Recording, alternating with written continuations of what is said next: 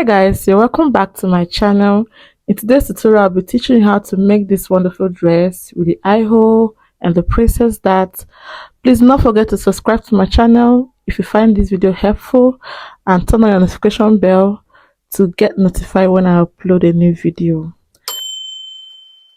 I'll be using a Denim fabric for this project. Considering the fact that this fabric is a stretchy one, I'll be folding it into two and I'll add less sewing allowance to this dress. So I'll be using a length of 45 inch as my skirt, and I'll be sewing this skirt separately. The lower bodies and the upper body will be sewed separately, then joined together as gown. So now the width is for 12 inches. That is my hip divided by 4 plus 1 inch. My hip point is 9 inches. My new length, I'm making it to 20 inches because I won't want it to be too tight if I'm walking. Then the length of the gown, the skirt, is 45 inches.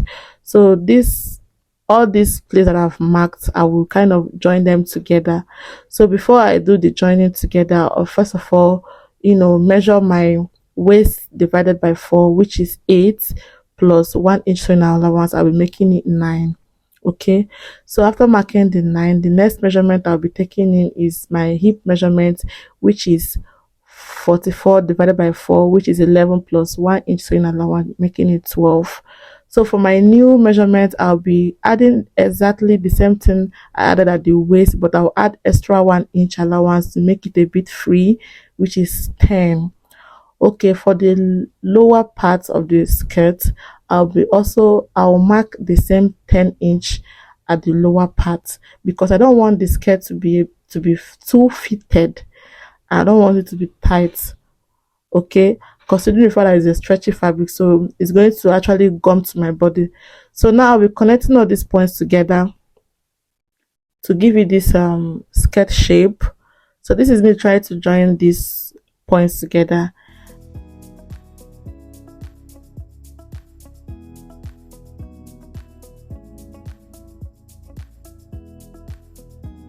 So the next thing I do is to move over to the waist side and slant my waist by 1 inch.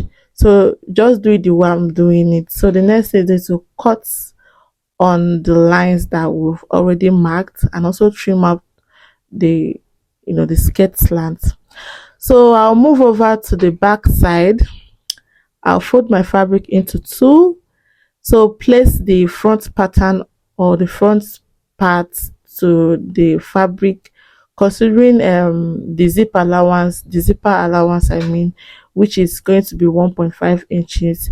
So I'll be marking 1.5 inches all through. Then every other part of this skirt will be the same with the front, apart from the zipper area and the waist area. So that 1 inch that I removed from the slanting in the front side, I will put it back at the back side. You understand? So before I just cut it off, so every other thing remains almost the same thing, but just a slight different. And mind you, I will not be adding a dart to this skirt. So from the waist, I'll mark my hip points. That's the back waist. I'll mark my hip point, which is 9 inches.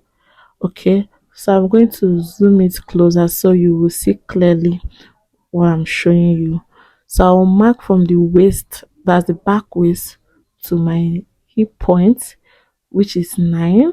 Okay, then from my hip, from there I also mark 20, which is the new. Remember that in the front side we also marked the same line, the hip point and the new point. Okay, now I'll move over to the new points and minus ½ inch on the new points all through downwards to the end of the skirt. From the hip point, that's from the new point, sorry, I'll minus ½ inch all through to the end of the skirt. Okay, and I'll also connect all those points together. That's a ½ inch. So now we have 1 inch from that new point to the end of the skirt. Then at the hip point we will maintain our 1.5 inches. Then at the waist we'll minus ½ inch also. So I'll connect this ½ inch to this hip point, then connect from the hip point to the new point. Okay.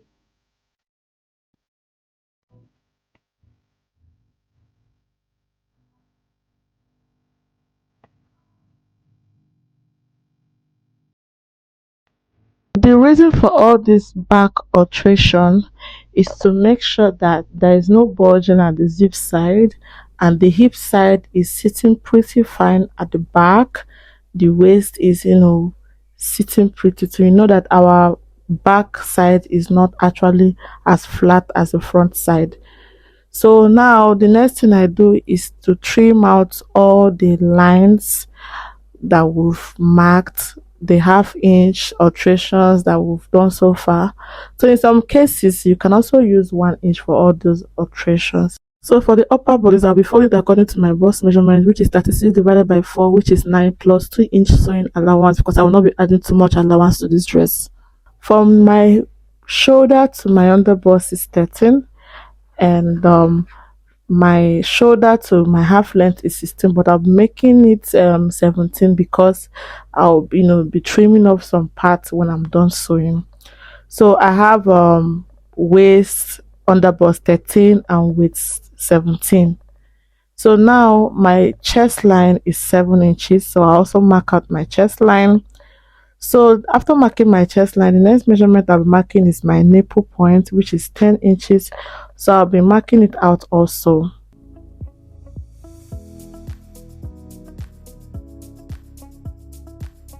So the next measurement I'll be imputing is my shoulder measurement, which is 16 divided by 2, which is 8, and my neck width I'll be using 3, which I'll be changing as we proceed. Then I'll be using a neck depth of 3. So all these things just depends on the style that you want, like how you want your necklines to be.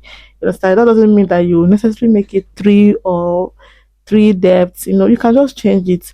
So the way I curve this, I square it up this way to help guide you on how to use free hand without ruler to curve your neck. Okay, so once I'm done curving, I'll slant by 1 inch, and from the neck width line I will mark it down to the 1 inch that I slanted it with. So from that slant I'll measure my armhole, which I'll be using 8. So I also square it out. This is just like to guide you. So because I didn't have my tools with me in this location that I'm in now, so I'm using a free hand to do this tutorial. So you have to square it out, before you can start covering things, so you'll be making mistake.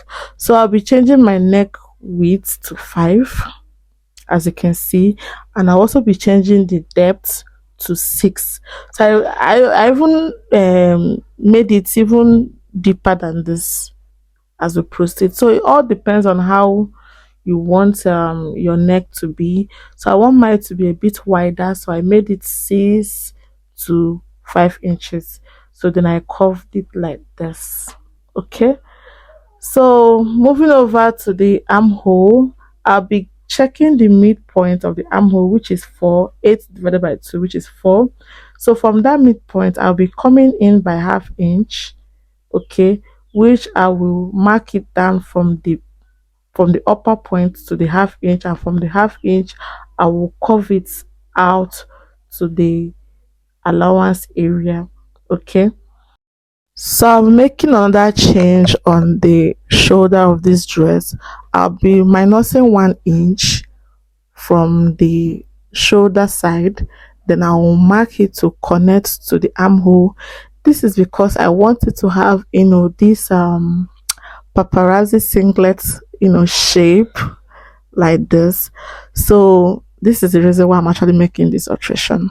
So here is my nipple point. I'm marking 4 inch. My nipple is 7, which is 3.5 plus ½ inch. I'm making it 4 inch. So at the under bust side I maintain 3.5 inches. Then at the waist side I also maintain 3.5 inches as my dart. Okay, so I'll connect the 4 to 3.5, 3.5 to 3.5. Okay, so now this will also connect to the midpoint at the armhole, which is 4. Yeah, so from the armhole you mark it down to the nipple points. Please watch closely. From the nipple point, you connect to the underbust, which is 3.5. Then from the 3.5 underbust, you connect to the waist, which is still 3.5. So I'll be subtracting a total that of 1 inch because I'm not padding this outfit. It's a princess that, but I'm not padding it. So because I'm not padding, I don't need too much curves on it. So I'll be removing 1 inch from the underbust side to the waist side. Then from the armhole, I'll also minus 1 inch. Then I will distribute the 1 inch, half inch in between the lines, up and down. So I'll minus half inch downwards and minus half inch upwards. Okay, so from that 1/2 inch that I minus upper side, I will connect it to blend up with the lines that is going to lead to the nipple point. So I'll blend it up this way.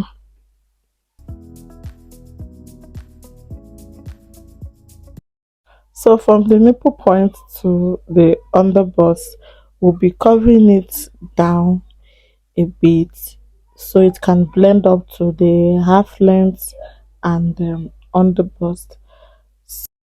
So I'll be shaping these bodies. My waist side is 8 minus the 1 inch on the dart and 1 inch for sewing allowance, giving me a total of 10. So I'll be marking 10 at my waist point and under bust point.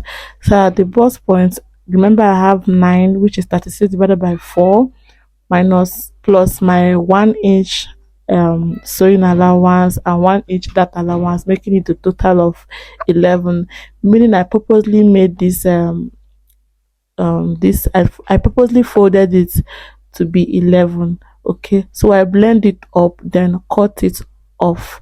So this is the way I do my cutting. Please watch closely so you don't make mistake while cutting it.